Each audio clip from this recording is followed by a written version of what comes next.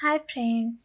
अशी आज मी तुम्हाला मस्त जाळीदार गुपगुपीत अप्प्यांची रेसिपी सांगणार आहे. त्यासाठी आपण इथे तांदूळ घ्यायचं आहे. मी इथे 4 वाट्या तांदूळ घेतले. त्यासाठी 1 वाटीला थोडं कमी असं हरभऱ्याची डाळ, उडदाची डाळ, 1 वाटी भरून पोहे आणि 3 ते 4 चमचे मेथीदाणे घ्यायचे आहेत. तर हे सगळं आपण एकत्र करून स्वच्छ धुवून घ्यायचं आहे. 3 ते 4 वेळा धुवून घ्या. मी तर रेशनचं तांदूळ घेतलं आहे. धुवून झाल्यानंतर त्याच्यामध्ये पाणी घालून एक 4 ते 5 तास हे तुम्ही भिजत ठेवा. भिजून झाले की मग नंतर आपण हे सगळं मिक्सरमध्ये घालून एकदम पूर्ण बारीक करून वाटून घ्यायचं आहे. त्यानंतर आपण हे एका डब्यात काढून देऊया आणि सगळं पूर्ण मिश्रण आपलं बारीक करून झाले की त्याच्यामध्ये 1 चमचा सोडा घालायचा आणि अगदी 1 चमचाभर पाणी घालायचं आणि हे चांगलं मिश्रण हलवून घ्यायचं. तर काय होतं, थंडीमध्ये पीठ फुगत नाही इडलीचं. तर आपण काय करायचं आहे, हा डबा जो आहे ना, हा एका पाटावर ठेवा आणि त्याच्यावरती झाकून ठेवा आणि पूर्ण 10 ते 12 तास तुम्ही पीठ झाकून ठेवा. तर हे पीठ असं नक्की फुगतं. हे बघू शकता तुम्ही, माझं एवढं पीठ फुगलेलं आहे. आता आपण चटणी करून घेऊयात. चटणीसाठी मी खोबरं घेतलं आहे, मिरच्या घेतल्यात, कोथिंबीर घेतली, लसूण घेतला आहे आणि हे घेतले, फुटाण्याची डाळ घेतली. तर आपण फुटाण्याच्या डाळीनं काय होतं, चटणीला दरदरीतपणा येतो, घट्टपणा येतो. पाणी वेगळं आणि खोबरं वेगळं असं होत नाही. त्यासाठी फुटाण्याची डाळ घालायची आणि चव पण छान लागते. तर चला आपण आता ही चटणी करून घेऊयात. अशी मिक्सरमध्ये घालून थोडं पाणी घालून अशी आपण ही चटणी तयार करून घ्यायची. चटणीमध्ये थोडीशी तुम्ही साखर पण घाला. मी पण घातली आहे, पण ते शूट नाही झाले. साखर थोडी घालून घ्यायची, त्यामुळे चटणीला चव छान येते अगदी. तर आता आपली ही चटणी अशी तयार झाली आहे. चटणी तुम्हाला किती घट्ट हवी, कशी हवी त्यानुसार तुम्ही त्याच्यामध्ये थोडं कमी जास्त पाणी करू शकता. तर आता ह्याला आपण फोडणी घालून घेऊयात. फोडणीसाठी फोडणीचं भांडं ठेवलं आहे मी आणि त्याच्यामध्ये तेल घालून, जिरे मोहरी घालून कढीपत्ता घातला आहे आणि ही गरम गरम फोडणी आपण ही चटणीवर ओतून द्यायची आहे. तर झाली आता आपली चटणी तयार झाली. मी मीठ आधी घातलं नव्हतं, तर आता मी चवीनुसार ह्याच्यामध्ये मीठ घालणार आहे. चला, तर आपली आता चटणी तयार झाली. आता आपण आप्पे करायला घेऊ.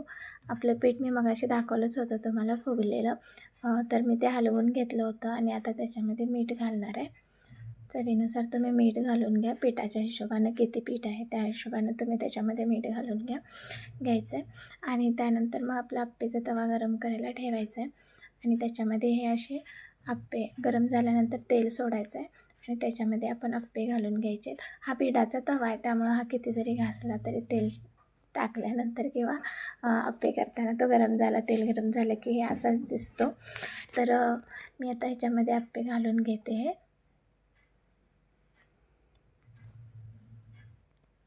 आप्पे घालून झाले की याच्यावर बसेल असं ताट बरोबर तुम्ही त्याच्यावर झाकून ठेवा आणि 5 मिनटं झाकून ठेवायचं आहे. गॅसची फ्लेम अगदी पण लो नाही करायची, पण थोडी बारीक करायची. मीडियम ठेवली तरी चालेल किंवा मीडियमपेक्षा थोडी बारीक केली तरी पण चालेल. त्यानंतर 5 मिनटानंतर आपण हे झाकण काढून घ्यायचं आहे आणि आपण हे सगळे असे आप्पे एका चमच्याने काढा किंवा चाकूने काढा, कसेही तुम्हाला जमतील तसे हे आप्पे सगळे आपण असे परतवून घ्यायचे.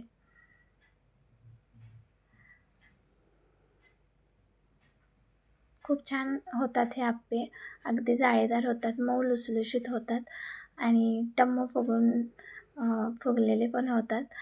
त्यामुळे चवीला छान लागतात. ही चटणी पण अतिशय छान लागते चवीला. तर तुम्ही पण असे ह्या सुट्टीला किंवा रविवारी नक्की ट्राय करा ही माझी रेसिपी.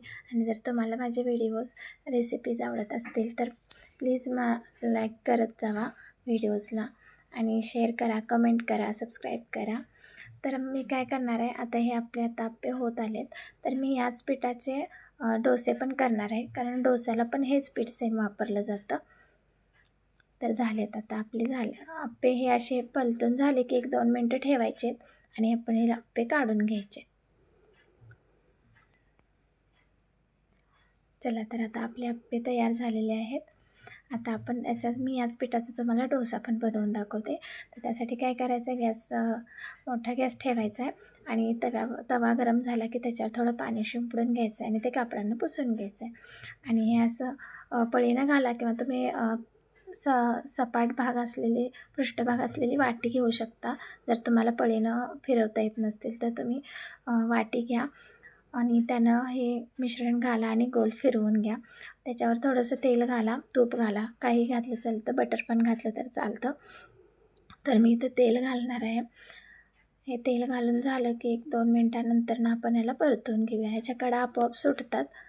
आपलं पीठ छान फुगलेलं आहे आणि तवा पण चांगला आहे, त्यामुळं याच्या कडा सुटतात. हे चिकटत वगैरे नाही तव्याला. तर हे बघू शकता तुम्ही, असे छान जाळीदार मस्त आप्पे नाही, आपले डोसे पण तयार होतात आणि याचे पण डोसे पण छान लागतात. अगदी डोस्याला हेच पीठ वापरतात. त्यामुळे तुम्ही ही रेसिपी नक्की ट्राय करा. तर आपण डोस्याबरोबर ही चटणी आणि बटाट्याची भाजी देणार आहोत.